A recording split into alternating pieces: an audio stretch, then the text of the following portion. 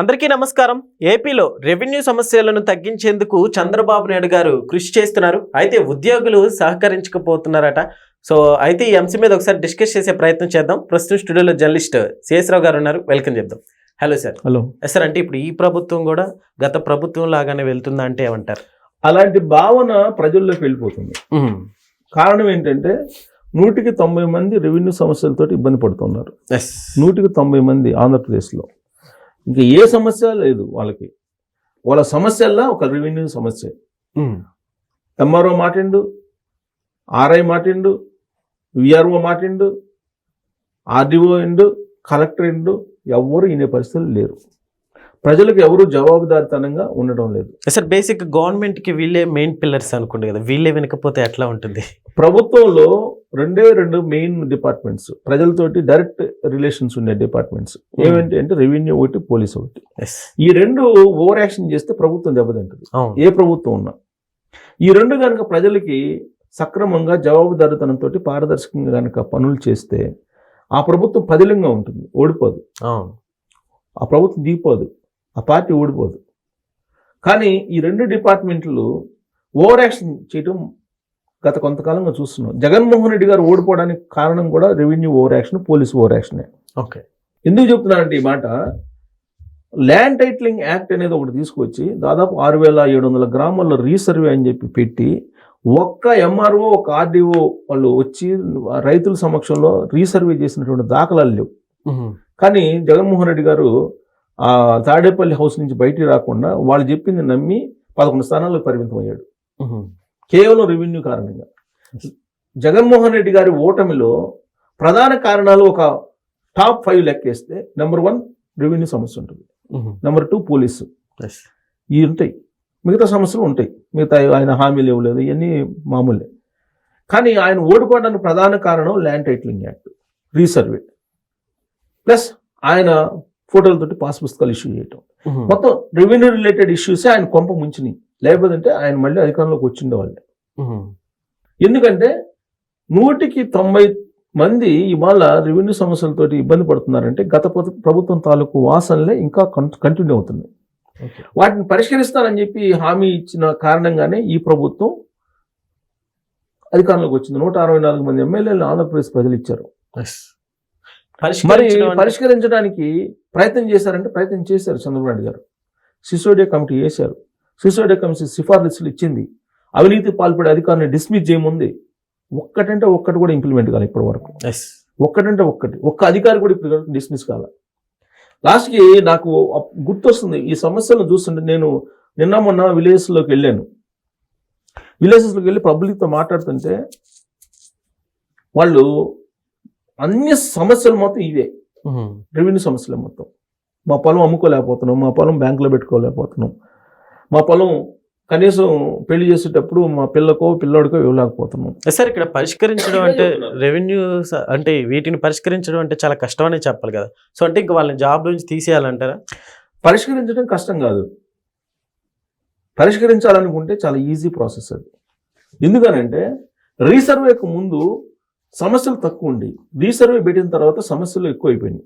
190 మంది సమస్యలు ఇరుక్కుపోయారు. రీసర్వే పెట్టక ముందు 1B సంబంధించినటువంటి వివరాలు ఉంటాయి. 1B సంబంధించిన వివరాలు ఉంటాయి, అడంగలు ఉంటుంది, తర్వాత RORలో ఉండేటువంటి ఆన్లైన్లో మొత్తం వివరాలు ఉంటాయి.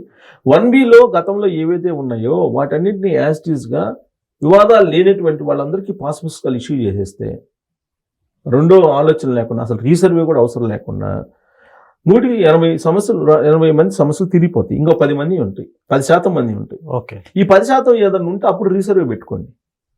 అసలు మీరు రీసర్వే అని చెప్పేసి లేని సమస్యలని క్రియేట్ చేస్తున్నారు.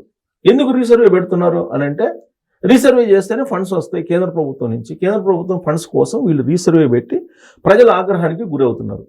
ఈ సమస్యను పరిష్కరించాలంటే పెద్ద కష్టమేం కాదు, కానీ వాళ్ళలో జవాబుదారితనం, పారదర్శకత అనేది ఉండాలి. పైన పాలకులు చెప్పిందని వాళ్ళు ఇంప్లిమెంట్ చేయాలి. ఎప్పుడైతే పాలకులు చెప్పింది ఇంప్లిమెంట్ చేయట్లేదో అప్పుడే సమస్యలు వస్తున్నాయి. ఇవాళ అన్ని దొంగ లెక్కలు చెప్తున్నారు చంద్రబాబు గారికి ఉద్యోగులు. కలెక్టర్లు చెప్తున్నారు, కొంతమంది చెప్తున్నారు, దొంగ లెక్కలు చెప్తున్నారు. ఒక్క సమస్య కూడా పరిష్కరించినట్టు వాళ్ళు రికార్డులో పొందవరుస్తున్నారు. కారణం ఏంటంటే రీసర్వేకి ఒక టైం పెట్టారు. ఈ రీసర్వే చేసి సబ్మిట్ చేస్తే కేంద్ర ప్రభుత్వం నుంచి ఫండ్స్ వస్తాయి. ఆ ఫండ్స్ కోసం వీళ్ళు నానా రకాల గందరగోళం సృష్టిస్తున్నారు ఆంధ్రప్రదేశ్లో రీసర్వే పేరుతోటి. ఇప్పుడు ఇక్కడ కూడా తెలంగాణలో కూడా ధరణి అనేది 2 పోర్టల్ పెట్టి ఆ ధరణి పోర్టల్లో ఎంత గందరగోళం జరిగిందో అందరికీ తెలుసు.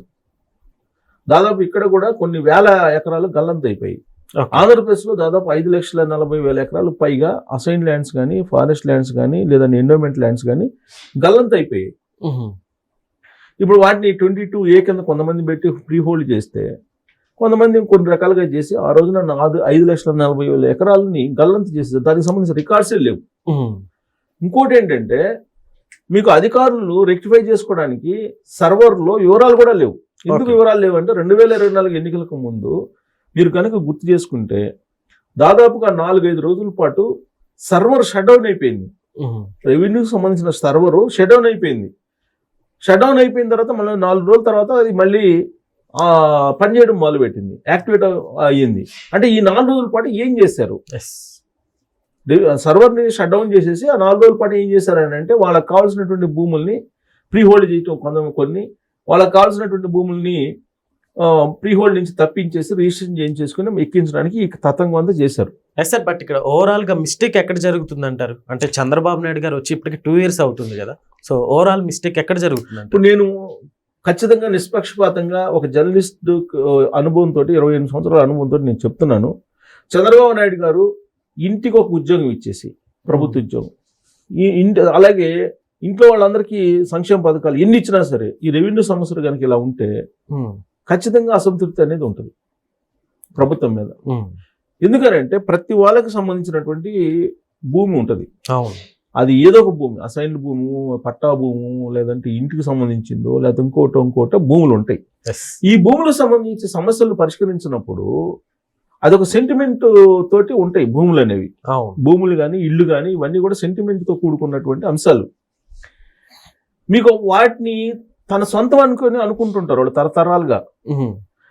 అలాంటి వాటికి నీ రైట్ లేదు అని నీకు అనిపించినప్పుడు, లేదా నీ భూమి ఇంకొకరి పేరు పైన ఉంది అన్నప్పుడు, లేదా వాళ్ళ భూమి నీ పేరు మీద ఉన్నప్పుడు వాళ్ళు కానీ ఇలా రకరకాలుగా ఇబ్బందులుగా ఉన్నప్పుడు వాడు అసంతృప్తిగా ఉంటాడు, ఎవరైనా సరే.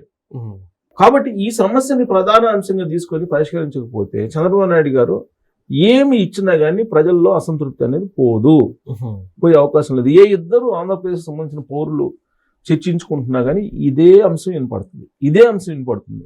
కానీ ఈ విషయాన్ని చంద్రబాబు గారి దగ్గరికి తీసుకెళ్లకుండా, అక్కడికి చేరకుండా అధికారులు మభ్యపెడుతున్నారు. కారణంగా ఆంధ్రప్రదేశ్ ప్రభుత్వం బదనాం అవుతుంది. అధికారులు చూడాలి ఈ సమస్యలన్నింటి పరిష్కారం, అధికారులు చూడాలి. అధికారులు చోట్ల దాదాపుగా 8,50,000 కంప్లైంట్స్ ఇప్పుడు ఉన్నాయి. కంప్లైంట్ చేయనటువంటి వాళ్ళు చాలా మంది ఉన్నారు. ఉదాహరణకి నేనే ఉన్నానండి, నేను కంప్లైంట్ చేయాల.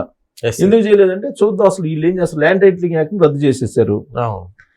ఆ గతంలో ఇష్యూ చేసినటువంటి పాస్ పుస్తకాలు చల్లవన్నారు కాబట్టి దాన్ని పక్కన పడేసాం, అయిపోయింది. ఇప్పుడు కొత్తగా మళ్ళీ పాస్ పుస్తకాలు ఇష్యూ చేయాలి కదా. ఇష్యూ చేసిన తర్వాత అసలు వాళ్ళు ఏం ఇష్యూ చేస్తారో నాకు తెలిసిన తర్వాత నేను కంప్లైంట్ పెట్టాలి. సో వన్స్ ఇష్యూ చేసిన తర్వాత ఇప్పుడు ఇష్యూ చేస్తున్నారు అంటున్నారు, ఇప్పుడు రేపు 5వ తారీఖు నుంచి ఇష్యూ చేస్తారని అంటున్నారు.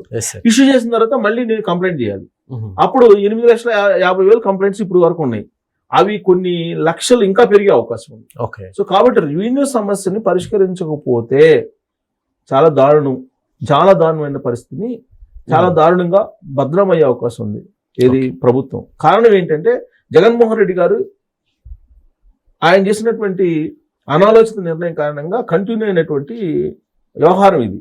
దీన్ని కనుక చంద్రబాబు నాయుడు గారు మొదటి ప్రాధాన్యత కింద తీసుకొని దీన్ని కనుక సార్ట్అవుట్ చేయకపోతే మాత్రం డెఫినెట్గా ప్రజల్లో అసంతృప్తిని మనం కాదనలేని పరిస్థితి. గతంలో పోలవరాన్ని ప్రతి సోమవారం పోలవరం అని చెప్పి రివ్యూ చేసి ఏ విధంగా చేశారు చంద్రబాబు నాయుడు గారు, అలాగే ప్రతి వారం ఒక రోజుని తీసుకొని ఆయన కనుక రెవెన్యూ సమస్యలు రివ్యూ చేసి వాస్తవాలు చెప్తున్నారా లేదా అబద్ధాలు చెప్తున్నారా ఈ అధికారులు అని చెప్పి కనుక ఆయన ఎంక్వైరీ చేస్తే అప్పుడు నిజాలు బయటపడతాయి.